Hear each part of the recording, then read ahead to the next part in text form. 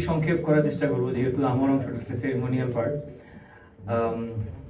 Councillor Susan Richards, বীর মুক্তিযোদ্ধা doctor Nazrul Islam, আল্লাহ সৌরাবুর রহমান সহ ম্যানচেস্টারের আশেপাশের শহর থেকে আগত বাংলাদেশি কমিউনিটির সকল সদস্যবৃন্দ, আসসালামু আলাইকুম। সবার প্রথমে আমি সর্বকালের সর্বশ্রেষ্ঠ বাঙালি, জাতির পিতা বঙ্গবন্ধু শেখ মুজিবুর রহমান, মহান মুক্তিযুদ্ধে শহীদ 30 লক্ষ মুক্তিযোদ্ধা, 2 লক্ষ মা বোন, যারা তাদের সর্বোচ্চ সম্মান হারিয়েছেন, 4 জাতীয় নেতা এবং 1975 সালের 15ই আগস্টের কাল রাতে ঘাতকদের বুলেটে নির্মমভাবে বঙ্গবন্ধু পরিবারের সদস্য সহ সকলকে গভীর শ্রদ্ধার সঙ্গে স্মরণ করছি। প্রথমেই যেহেতু এটি একটি প্রতিষ্ঠাবার্ষিকী উপলক্ষে আয়োজিত অনুষ্ঠান, ফোকাস টিভি সম্পর্কে আমি খুব সংক্ষেপে একটু স্মৃতিচারণ করতে চাই। আমিনুল হক ওয়েস সম্পর্কে আপনারা অনেকে অনেক কিছু বলেছেন, আমি নিশ্চিত তিনি সেরকমই এবং তার চেয়েও অধিক।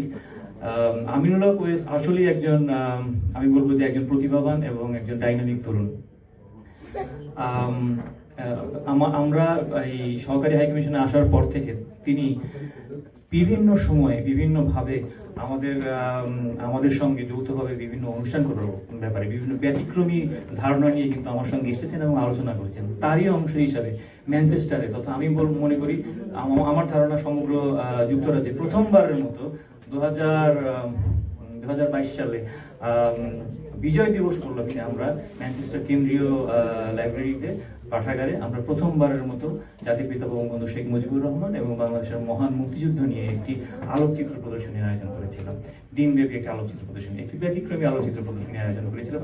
আমার মনে হয় দিনব্যাপী না, আমরা 2 দিনব্যাপী একটা আলোকচিত্র প্রদর্শনীর আয়োজন করেছিলাম, যেখানে ম্যানচেস্টারের বাংলাদেশি কমিউনিটি সহ বিভিন্ন এবং কূটনৈতিক কোরের সদস্যবৃন্দ সহ একটা বিপুল সাড়া পড়েছিল এবং বাংলাদেশের মহান মুক্তিযুদ্ধ, বাংলাদেশের বর্তমান যে উন্নয়ন ধারা, সেগুলো সম্পর্কে কিন্তু একটা ধারণা আমরা বাংলাদেশ কমিউনিটির বাইরেও যারা মূল ধারার যে কমিউনিটি রয়েছে, ব্রিটিশ কমিউনিটি রয়েছে, তাদের কাছে পৌঁছে দিতে আমরা প্রচেষ্টা করেছি। ফোকাস টিভি, আমি নিশ্চিত যে ফোকাস টিভি তার প্রতিষ্ঠাকালের পর থেকে আজ পর্যন্ত তার জনপ্রিয়তা উত্তরোত্তর বৃদ্ধি পাচ্ছে। ফোকাস টিভির সঙ্গে আমার সংশ্লেষ, আমি সরাসরি, আপনারা জানেন যে আমাদের এখানে আব্দুল গাফফার চৌধুরী যখন মৃত্যুবরণ করলেন, সেই প্রয়াত আব্দুল গাফফার চৌধুরী স্মরণে ফোকাস টিভির একটি আলোচনা সভায় আমি প্রথম অংশগ্রহণ করি এবং সেই থেকে ফোকাস টিভির জনপ্রিয়তা আমি ফলো করে আসছি।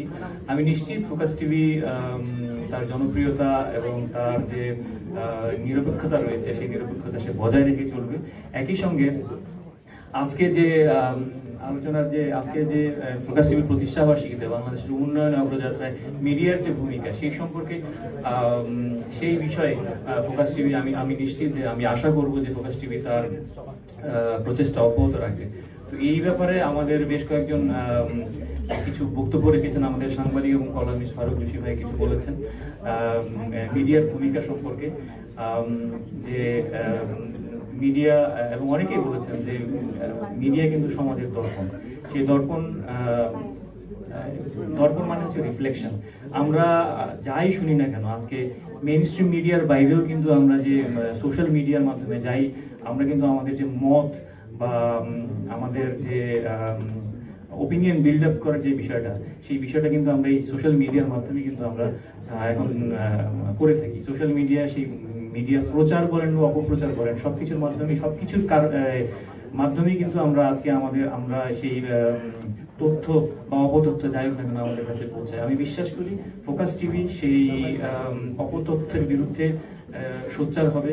বাংলাদেশের যে অপ্রতিরোধ উন্নয়ন অগ্রযাত্রা রয়েছে, সেই অগ্রযাত্রা শুধুমাত্র বাংলাদেশ, বিদেশে বসবাসরত বাংলাদেশই না, এখানে যে মূলধারার যারা যুক্তরাজ্য প্রবাসী এবং মূলধারার যে যুক্তরাজ্যবাসী রয়েছে, তাদের কাছে বাংলাদেশের উন্নয়নের গল্পসমূহ সঠিকভাবে এবং ইতিবাচকভাবে তুলে ধরার প্রচেষ্টা চালাবেন, এটা আমি দৃঢ়ভাবে বিশ্বাস করি।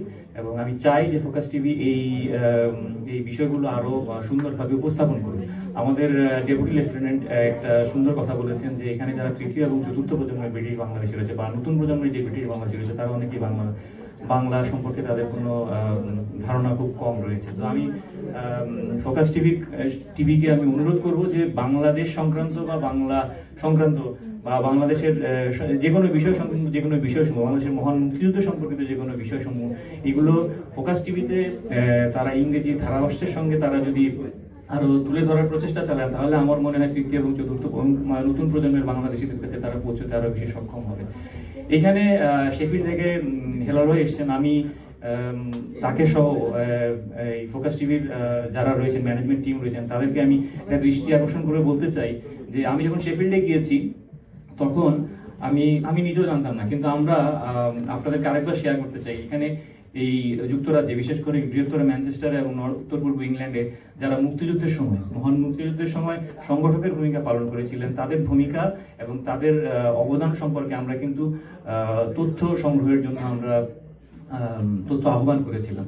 দুঃখের বিষয় হচ্ছে যে খুব অল্প সংখ্যক তথ্য আমরা পেয়েছি, কিন্তু আমি যখন শেফিল্ডে গিয়েছি আমি সেইখানে একজন মুক্তিযুদ্ধের সংগঠকের একজন সন্তানের কাছ থেকে আমি কিন্তু সেই খুব আবেগপ্রবণ একটা বক্তব্য শুনেছি, এবং আমি তাকে অনুরোধ করেছিলাম, এবং এখানে হেলাল ভাই এবং আবু মুকসুদ ভাই রয়েছেন, আমি ওনাদেরকে অনুরোধ করবো যে আপনারা ফোকাস টিভির মাধ্যমে, ফোকাস টিভি একটা স্ট্রং একটা প্ল্যাটফর্ম, যার মাধ্যমে আমরা মনে হয় এই মুক্তিযুদ্ধের যে সংগঠক যারা রয়েছে তাদের গল্প এবং মুক্তিযুদ্ধে, মহান মুক্তিযুদ্ধের সময় তাদের যে অবদানগুলো রয়েছে, তারা নিঃস্বার্থভাবে যে কাজ করেছিলেন, যে তারা চাঁদা তুলেছিলেন, যার মাধ্যমে আমরা মুক্তিযুদ্ধে অর্থায়ন করতে পেরেছিলেন, সেই গল্পগুলো আমার মনে হয় এই ফোকাস টিভির মাধ্যমে সংরক্ষণ করে আমাদের নতুন প্রজন্মের বাংলাদেশিদের কাছে, ব্রিটিশ বাংলাদেশিদের কাছে পৌঁছে দেওয়া, এবং সর্বোপরি ইতিহাসটাকে সংরক্ষণের যে বিষয় রয়েছে সেই বিষয়গুলো কিন্তু একটা স্থায়ী রূপ পাবে বলে আমার বিশ্বাস। আরেকটা বিষয় হচ্ছে যে মুক্তিযুদ্ধের আজকে প্রায় 52 বছর হয়ে গিয়েছে। সেই 52 বছর পরে আমাদের যারা মহান মুক্তিযোদ্ধা রয়েছেন, তাই মুক্তিযোদ্ধারাই কিছুদিন পর আরো বেশি রেয়ার হয়ে যাবে। যারা বেঁচে আছেন তারা আরো শতবর্ষ পাক, এটা আমাদের কামনা, কিন্তু প্রকৃতির একটা নিয়ম রয়েছে, প্রত্যেককেই চলে যেতে হবে। তো যারা মুক্তিযোদ্ধা রয়েছেন, আমি মনে করি যে তাদের জীবৎকালীন সময় তাদেরকে সম্মান দেওয়ার জন্য, এবং তাদের সেই গল্পগুলো রয়েছে মহান মুক্তিযুদ্ধের সময়, তাদের যে নিঃস্বার্থ ত্যাগ তিতিক্ষা রয়েছে, সেইগুলো যদি আমরা আমাদের এই মেইন স্ট্রিম মিডিয়ার মাধ্যমে আমরা ধারণ করে রাখতে পারি, তাহলে আমরা আমাদের পরবর্তী প্রজন্মের কাছে কিন্তু আমরা সেগুলো কমিউনিকেট করতে পারি এবং তাদের কাছে আমরা ট্রান্সফার করতে পারি। আর অপতথ্যের বিষয়ে আমি বিশ্বাস করি যে মেইন স্ট্রিম মিডিয়ার বাইরে যে অনলাইন টিভি, ফোকাস টিভির মতো টিভিগুলো রয়েছে, মিডিয়া রয়েছে, তারা সোচ্চার ভূমিকা পালন করবে। আমি আশা করি তারা সোচ্চার ভূমিকা পালন করবে। আপনারা অনেকেই জানেন যে গাজায় যে নৃশংসতা এখনো চলছে, তার বিষয়ে দুঃখজনক হলেও সত্যি যে যুক্তরাজ্যের যে মেইন স্ট্রিম মিডিয়াগুলো রয়েছে তারা কিন্তু সেইভাবে কভার করেনি। তারপরও আপনি দেখবেন যে লন্ডন, ম্যানচেস্টার, বার্মিংহাম সহ ইউকের যত বড় বড় শহর রয়েছে, সেই বড় বড় শহরগুলোতে কিন্তু ব্যাপক আকারে বিক্ষোভ সংগঠিত হয়েছে। সেটা কিন্তু বহুলাংশে সেটা সম্ভব হয়েছে এই অনলাইন মিডিয়া যেগুলো রয়েছে, সোশ্যাল মিডিয়ার প্ল্যাটফর্মগুলো যেগুলো রয়েছে, তাদের কল্যাণে এবং তাদের কন্ট্রিবিউশনের কারণে। তো আমি আর দীর্ঘায়িত করব না। আমি আশা করব যে ফোকাস টিভি বাংলাদেশের যে উন্নয়ন অগ্রযাত্রা রয়েছে, বাংলাদেশের যে উন্নয়নের গল্পগুলো রয়েছে, বাংলাদেশের সাফল্যের যে গল্পগুলো রয়েছে, সেই গল্পগুলো সুন্দরভাবে বর্তমান প্রজন্মের কাছে, মূলধারার ব্রিটিশ জনগোষ্ঠীর কাছে তুলে ধরবে, এবং একই সঙ্গে দুর্নীতির বিরুদ্ধে, অপতথ্যের বিরুদ্ধে সোচ্চার থাকবে। মোস্তফা ভাই বলেছেন আমাদের একজন সরকারি কর্মচারীর দুর্নীতির বিষয়ে যে এসেছে। আমি বিশ্বাস করি যে মিডিয়ার উচিত সবসময় সোচ্চার থাকা, সেটা তিনি বর্তমান থাকুক বা সাবেক থাকুন, যে কোনো অবস্থাতেই থাকুক না কেন, সে প্রত্যেক অবস্থাতেই উচিত মিডিয়াকে সাহসী ভূমিকা পালন করা, যে কোনো অবস্থাতে সাহসী ভূমিকা পালন করা। তার তো হারানোর কিছু নেই, বরঞ্চ এটা তার নৈতিক দায়িত্ব যে কমিউনিটির কাছে বা জনগণের কাছে বা তার যারা শ্রোতা এবং শুভাকাঙ্ক্ষী রয়েছে তাদের কাছে তার দায়বদ্ধতা রয়েছে যে সংবাদটাকে, তথ্যটাকে, দুর্নীতির তথ্য, অপতথ্য সবকিছুকে সঠিকভাবে তুলে ধরা।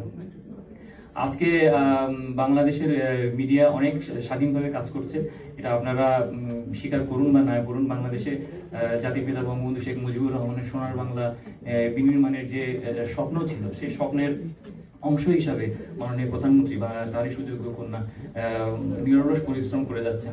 একই সঙ্গে তিনি তার সময় 1996 সালে যখন প্রথম জননেত্রী শেখ হাসিনা দায়িত্ব গ্রহণ করেন, তখন থেকেই কিন্তু মিডিয়ার স্বাধীনতা পূর্ণতা লাভ করা শুরু করে।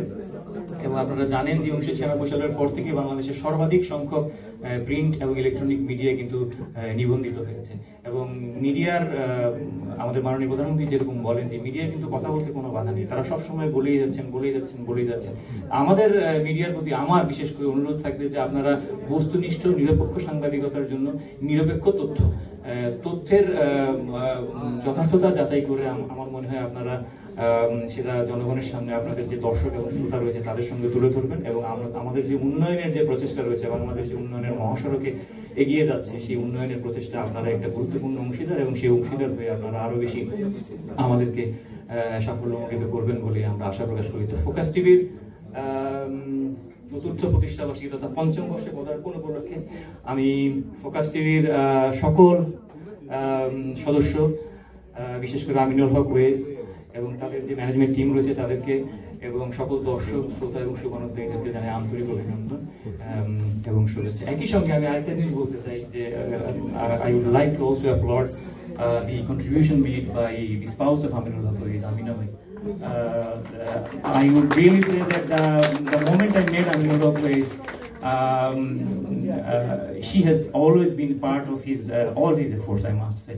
And she আমরা যখন আমাদের ন্যাশনাল ডে গুলো করেছি, প্রথম দ্বিতীয় যে ন্যাশনাল ডে করেছি, দ্বিতীয় ন্যাশনাল ডে রিসেপশন প্রোগ্রামে আমি একজন নেটিভ ইংলিশ স্পিকার করছিলাম। The first person who came to my mind was the spouse of Aminul Haq Owaisi, but of course I needed her permission, and as soon as I approached her, of course she agreed happily. And since I got this opportunity, I would like to again express my acknowledgement and felicitation to you for everything that you have done for us in support of our program as well. And of course I'm sure your contribution behind the curtain in is making this Focus TV more successful is always recognized and acknowledged. Thank you very much. সকলকে আরেকটা বিষয় হচ্ছে যে আপনারা আমাদের প্রাণ। এই আজকে আসার পর থেকে আমি দেখেছি আমাদের সহকারী হাই কমিশন, আপনারা যখনই আসেন আমাদের সহকারী হাই কমিশন কিন্তু তত বেশি প্রাণবন্ত হয়। আপনারা আরো বেশি আমাদের অনুষ্ঠানে অংশগ্রহণ করবেন, নির্দ্বিধায় আমাদের অনুষ্ঠানে অংশগ্রহণ করবেন, এবং আমরা চেষ্টা করব কমিউনিটির সঙ্গে আমাদের সংশ্লেষ আরো বেশি বাড়াবার জন্য, এবং আমাদের অনুষ্ঠানটাকে আরো বেশি, আমাদের এই সহকারী হাই কমিশনটাকে আপনাদের আরো কাছাকাছি নিয়ে যাওয়ার জন্য চেষ্টা করবো। আপনাদের সকলকে আজকে আসার জন্য অসংখ্য ধন্যবাদ। ধন্যবাদ এবং কৃতজ্ঞতা আবারও আমার পক্ষ থেকে, আমাদের টিমের পক্ষ থেকে যারা উপস্থিত হয়েছেন সবাইকে আবারও আমাদের টিমের পক্ষ থেকে ধন্যবাদ এবং কৃতজ্ঞতা। আমাদের পক্ষ থেকে ছোট্ট একটা উপহার আপনি এবং আপনার টিমকে। আমি আপনাদের হাই কমিশনের কর্মকর্তা যারা রয়েছেন সবাই যদি একটু মঞ্চে আসেন, সবাইকে একটু মঞ্চে আসার জন্য। দাদা কোথায়? গৌতম দা একটু মঞ্চে আসবেন, একটু আসবেন সবাই আপনার। আমাদের পক্ষ থেকে ছোট্ট একটি উপহার রয়েছে। আমি তো তুমি আসতে হবে, যেহেতু ক্যামেরাটা দিয়ে দাও। আমাদের ফোকাস টিম সবাই একটু মঞ্চে চলে আসুন। সবাইকে মঞ্চে আসার জন্য অনুরোধ জানাচ্ছি। আমাদের যদিও সবার জায়গা হবে, ছোট্ট উপহার আমাদের ফোকাস টিমের পক্ষ থেকে। আসুন সবাই, আসুন সবাই ভিতরে আসুন। আর আপনাকে আশ্বস্ত করতে চাই যে কথাটা আপনার বক্তব্যে বললেন যে মুক্তিযোদ্ধার সাক্ষাৎকার এবং তাদের কাছ থেকে তাদের কথাবার্তা নিয়ে আমরা ইতিমধ্যে শুরু করেছি।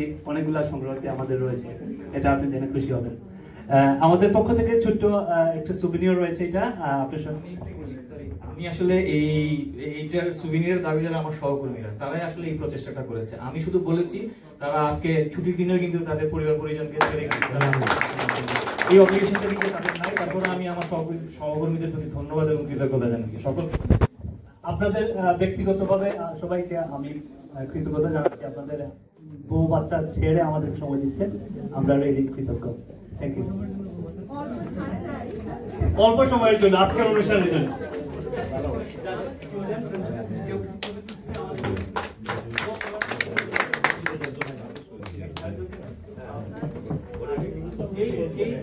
এই যে ফুলের টপটা আমরা চাইলে ফুল দিতে পারতাম, টপের দেওয়ার একটা কারণ আছে বিহাইন্ড দ্য সিন। এই টপটা আমরা যখনই আসবো তখনই দেখবো, এটা একটু রাখা দেবেন, যতনে পানি দেবেন। এই যে একটা ফুল আপনাদের জন্য গৌতম দার হাতে দিতে পারেন, এখানে গৌতম দা রয়েছে। ধন্যবাদ, অশেষ ধন্যবাদ আপনাদের সবাইকে। আমরা এ পর্যায়ে চলে যাব আমাদের সাংস্কৃতিক অনুষ্ঠান পড়বে, আর সাংস্কৃতিক অনুষ্ঠান চলবে, একটু গান টান চলবে, আমরা খাওয়া দাওয়া চলে যাবো। ধন্যবাদ।